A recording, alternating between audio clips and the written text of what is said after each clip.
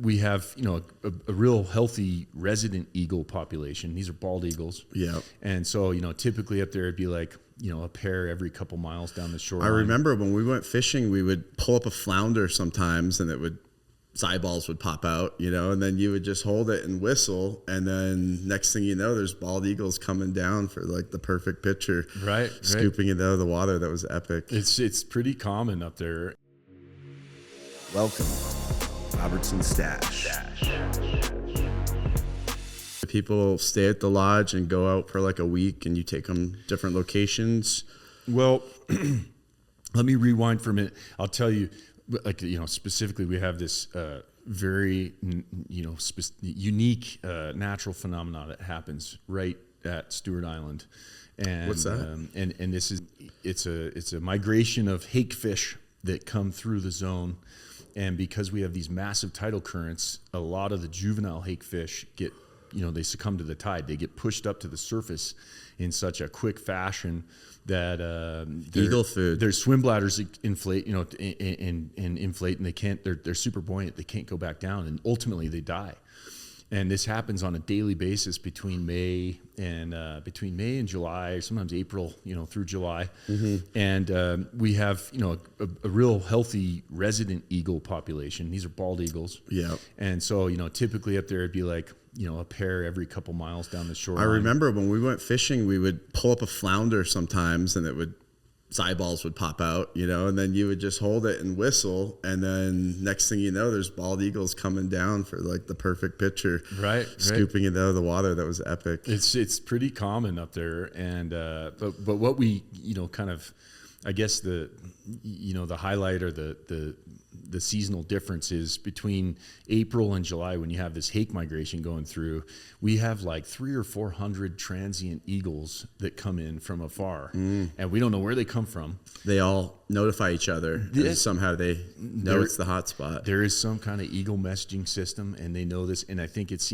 probably become genetic over the course of hundreds of years, maybe thousands of years, whatever.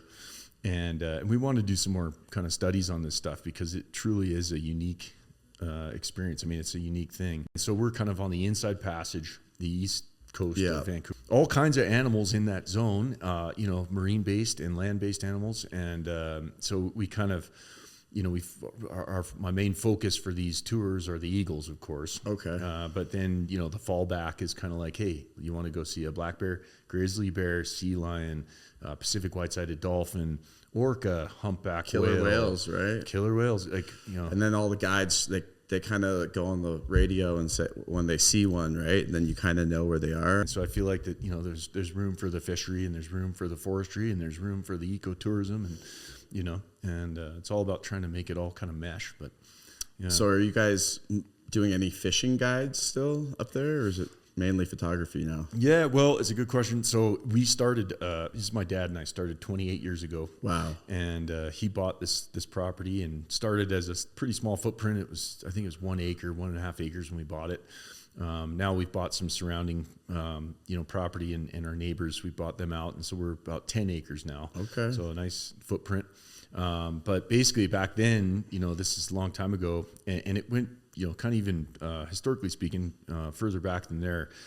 I would go up every summer when I was a kid and fish with my dad. And he's from Colorado, big time outdoorsman. But he would always bring up his insurance clients and start, putting them into different lodges and resorts and fishing for salmon. And so he totally fell in love with that whole gig. And basically, he always told me when I was a kid, one day we're going to have our own lodge. And I kind of thought it was pretty far-fetched. We're landlubbers from Colorado, and how's this going to work and whatever. And so, all of a sudden here we are. Is there other competitors or companies that are doing that? No, so it's funny because there's a lot of, we'll have like Stuart Island proper, it's kind of the, what would you call it, like the highlight for a lot of tours. It's the epicenter for all the wildlife and kind of ecotourism that we have in the area.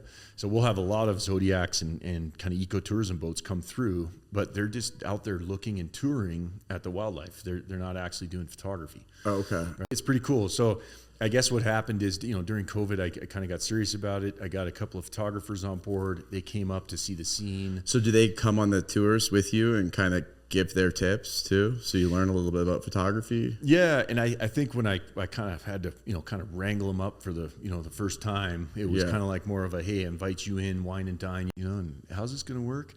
And now he's like, great, just keep selling those photography trips, because they're just selling like hotcakes. So anyways, these photographers, they come up and they're kind of on the hook to bring a group of 8. Okay. So they'll bring 8 guests who are, anywhere from beginner to advanced photographers. And all they want to do is kind of hang out with these pros and get the kind of tips and see how they do it, and kind of. So after they go out all day, they hang out with the photographers at your lodge and eat dinner together. Yeah. And so we offer a full, kind of all-inclusive scenario. I like to call it, how do I describe it? Rustic gourmet. So I'm kind of going from trying to maintain a 3.5, 4-star kind of small resort, and we have a big guest lodge for accommodation. There's a big dining room, commercial kitchen, entertainment building where we do dinners and lunches and stuff like that. When does the fishing season start, or does the photo season go longer? I guess whenever do you go in the winter, colder seasons? No, so we kind of our season would be May through September. Okay, all right. September's good too. It kind of dies off. The end of September is when the salmon kind of they all disperse up the rivers, and so the fishery kind of dies out. And sometimes it goes a little longer than that. But yeah, basically it's like the whole month of August is our peak fishing season, so that works out well. And all of these transient eagles that come in from May through July, during that kind of first, second week in August, they all disperse up to rivers as well because they want to feed on salmon. All right. Thanks for tuning in to the Robertson Stash podcast. Hope you enjoyed today's episode. If you want to support us, please hit the like button and subscribe to our YouTube channel. Also, we want to hear from you. So if you have any comments or questions, please feel free to reach out. Hit the website, hit the link. We'll see you next time.